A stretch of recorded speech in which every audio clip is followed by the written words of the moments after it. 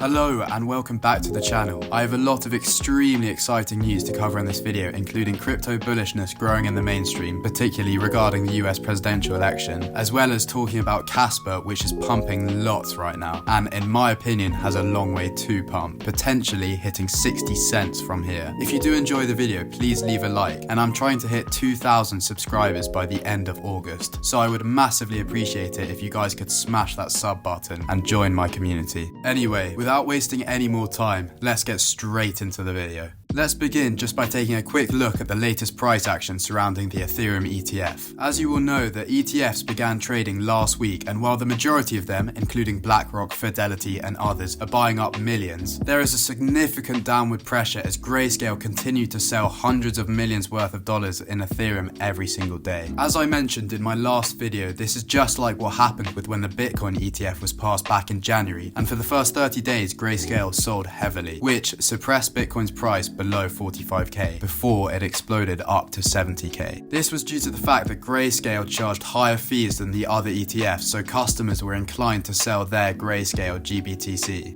Well, the same is expected to happen here, as we can see that Grayscale have already sold $1.5 billion worth of Ethereum in just the first 4 days of trading. In terms of this week, however, they haven't sold just as much, with 210 million on Monday, 120 million on Tuesday and 133 million on Wednesday, meaning that on Tuesday we actually saw our first ever positive net inflow day for the Ethereum ETFs so far in the first 2 weeks of trading. We do actually know that Grayscale did originally hold around $9 billion worth of Ethereum, but now they are down to around 7 billion ETH since they have sold just under $2 billion worth so far as I'm recording this video. This chart here shows the percentage sell-off of GBTC, the brown line, which was Grayscale's Bitcoin after the BTC ETF trading begun, compared with the green line, which is ETHE, which is Grayscale's Ethereum since the ETH ETF was passed. As you can see, this ETH sell-off was actually more aggressive than the Bitcoin sell-off by Grayscale, which may mean that the sell-off might occur in a shorter time frame than when they sold their Bitcoin. Also, you can see that Grayscale sold their Bitcoin heavily for the first 50-ish days. However, now their selling of Bitcoin has pretty much flattened out a lot since then, and they currently retain only around 45% of the Bitcoin that they originally held. Therefore, since Grayscale originally had around $9 billion worth of Ethereum, we could see their selling become exhausted and slow down a lot once they are nearer to holding just $4 or $5 billion worth of Ethereum, which could take less than a couple months. So slowly but surely, Grayscale's Ethereum holdings will diminish, and therefore their selling pressure will also diminish. And soon, in my opinion, in late August or September, Ethereum will begin pumping and could be making new yearly highs very soon, as well as even looking to test all-time highs in the not too distant future. Obviously, we do know that Ethereum will probably not stick around in second place forever, particularly when we have something as great as Kaspa on the rise. Those of you who have been following me for a while will know that I've thoroughly believed that Kaspa could be dethroning Ethereum from the number 2 spot in just a matter of a couple years. Despite saying that though, I like to give updates on both Bitcoin and Ethereum, as ultimately they dictate the movements in the crypto market, so it is very important to keep up to date with them and take a look at them. Now, onto Bitcoin. As everyone knows, we are approaching the United States presidential election, and unsurprisingly, the conversation of crypto has begun to creep into some of the candidates' campaigns in order to win the support of us crypto investors. Significantly, the most recent Sunday that has just passed, we had the Nashville Bitcoin Conference, whereby a number of key political figures spoke, including presidential candidates Donald Trump and Robert F. Kennedy Jr. It's been known now for a good few months that Trump is bullish on crypto and believes that the American government should begin to look into creating a strategic Bitcoin stockpile. In his speech, Trump vowed to transform America into a Bitcoin superpower and plans to ensure that the US will be the crypto capital of the planet. This speech, by the way, sent Bitcoin flying up to $70,000, but it has since retraced. To go about doing this, he said that he wanted to create a strategic national Bitcoin reserve, meaning that the US government would need to buy a huge amount of BTC. This is clearly very bullish for Bitcoin and the wider crypto crypto market, as it suggests that Trump, potentially the next president if he is elected, understands the importance of crypto now and into the future, particularly as he wishes to outcompete any other country and be the place for crypto. Ultimately, it is without a doubt that having Trump in power in the US would positively impact price for Bitcoin in both the short and long term. Trump also drew attention to the fact that if the Democrats were elected again and Kamala Harris became president, that he believed she would implement huge regulatory challenges for crypto and crypto users would be cracked down on. Kamala Harris was actually supposed to speak at the Bitcoin conference, however she decided to pull out of it, and it's been evident in the past that Kamala Harris has not shown much interest at all in crypto, and her decision not to attend the Nashville conference makes her silence on crypto very loud.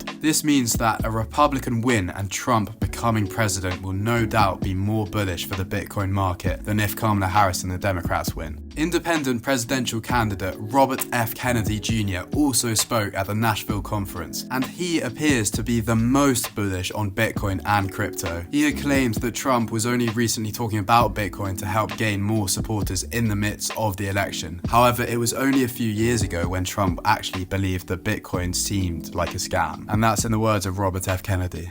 Kennedy, however, on the other hand, has long been very supportive and bullish about Bitcoin. And at this Nashville conference, he proposed that he wanted the US government to accumulate a reserve of Bitcoin equal to the size of its gold reserve, so far larger than the one that Trump had in mind. By the way, America currently holds around $615 billion worth of gold. So if they wanted that much worth of Bitcoin, they would have to own nearly 45% of the total Bitcoin supply. So 9.4 million BTC out of the total 21 million Bitcoin supply. Obviously, without a doubt, this would result in extremely large buying pressure, even more so than under Trump's administration if he were to get elected, which ultimately would result in Bitcoin's price soaring beyond recognition. The likelihood is, though, that Robert Kennedy Jr. will not win the presidential race since he is running as an independent, which usually never outcompetes the Republicans or Democrats. So unfortunately, he probably won't be able to carry out his proposition with crypto. Either way, though, this is still super bullish news for the crypto market, as it highlights the fondness that some of these major political figures are beginning to have towards Bitcoin. And given that the election is just a couple months away, the Bitcoin price will likely be very tied to how the outcome of that election proceeds. Michael Saylor, the ex-CEO and current chairman of MicroStrategy and one of the most outspoken Bitcoin maxis in the entire crypto industry, also addressed the audience at Nashville's Bitcoin Conference. He made a prediction that Bitcoin's market capitalization would be a huge $280 trillion in 2045, which would be a monumental 219x over 21 years from today. This would value one Bitcoin at around the $13 million mark, which is one of the most bullish predictions I have ever seen for Bitcoin. While this may sound a little far-fetched, this is not a million miles away from the power law prediction that Bitcoin could reach $10 million per BTC in 2045, according to Giovanni Santastasi's model. Now, I don't have time to go into massive detail about this power law in this video, but it is an extremely fascinating topic to read about if you find the time to. Ultimately, though, Michael Saylor's bullishness promotes confidence around the crypto space, invigorating the somewhat recent bearish sentiment that had begun to seep into the community, and sooner or later, within the next 2 months or so, Bitcoin could be pushing new all-time highs. Just quickly, before I start the next segment on Kaspa, YouTube tells me that only around 27% of you guys watching right now are actually subscribed, and only around 14% of you subscribers actually have the bell notifications on for my channel. So if you do enjoy watching my videos, please help out my channel by smashing that subscribe button with bell notifications on so that you get notified every single time I post. Right, now, moving on to Kaspa, and wow, that price is beginning to really take off. I've been saying for months now that July was going to be the month for Kaspa, and that prediction has held up to be pretty accurate, as we have just managed to sneak in a new all-time high of 20 cents 2 days ago on Wednesday, the 31st of July, and the next few weeks are looking incredibly bullish for price action. Using my 8-month fractal to label the most key movements in Kaspa's price, over my last few videos I've been highlighting the fact that we have been due a huge pump to a new major peak for a while now, and this perfectly formed flat top triangle has epitomized the fact that we are gearing up for that huge pump and have now finally begun to break through it. After having a taste of a new all-time high 3 times but then being rejected, this daily candle that has now closed above 20 cents confirms our breakout has begun, and you should now be strapped in and prepared to sit back and watch this wild ride up to a massive new all-time high, hopefully somewhere between the 40 and 65 cents mark in my opinion, likely within the next 2 to 3 weeks as long as all goes to plan. Right, now, here's another chart to get you feeling very confident about Kaspa. This one is the Kaspa versus BTC one-day chart. And as you can see, Kaspa has been making some seriously good ground against Bitcoin over the last 3 months, making higher highs and higher lows. On top of that, it appears that just very recently, we are potentially seeing a breakout of Kaspa against BTC through this big resistance line here, which could signal a very impulsive move coming very, very soon, and perhaps it could look something like this, which would be similar to what happened last time when Kaspa smashed through new all-time highs from 5 to 15 cents. Also, just quickly, if I make it easier for you to see, zooming out now onto the 1-week candles instead of the 1 day, it becomes clearer that this resistance level that had previously been holding Kaspa below it until late June has now been turned into a very strong support level, which has prompted this impulsive bounce that Kaspa has made to the upside. Just as I showed you guys in my last video, I also spotted this bullish falling wedge pattern in Kaspa's market cap dominance over the total crypto market cap. And since then, as I predicted, it has continued on this upward trajectory and have just broken new local highs. So in terms of the technical aspects of Kaspa, everything has been following along nicely with my projections as we look to push into this next major peak and unleash price discovery up to potentially around 60 to 65 cents. Now, taking a look at Kaspa's hash rate, and wow, every single time I make a video, Kaspa smashes a new all-time high hash rate. And on the 27th of July, we hit a whopping 620 petahash per second. And currently right now, we're working at around 541 petahash per second. Just as I said in the last video, I am convinced that this new massive hash rate has emerged from big Bitcoin mining companies like Marathon Digital, who are taking advantage of higher return on investment potential that Kaspa offers them when they compare it with Bitcoin. It goes without saying that this is very, very bullish for the network security and decentralization as it attracts more retail miners as well.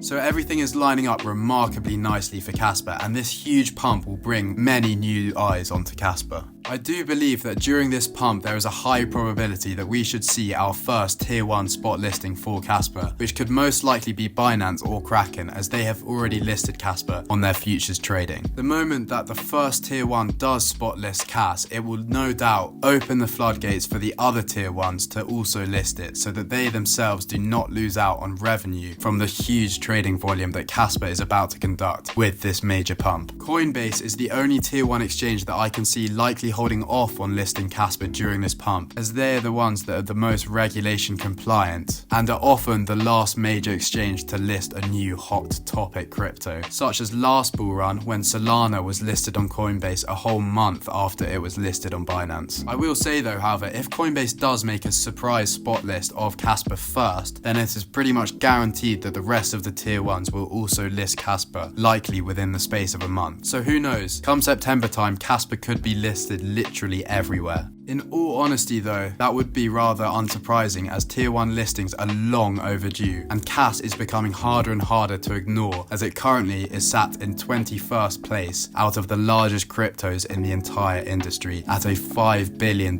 market cap. Within the next 2 weeks, however, we could easily see Kaspa's market cap heading well over 10 million, which, depending on the rest of the market, could place Kaspa into the top 12, which would be a remarkable achievement, and who knows, we could even breach the top 10 if Kaspa is able to reach $15 million market cap and the rest stay below that.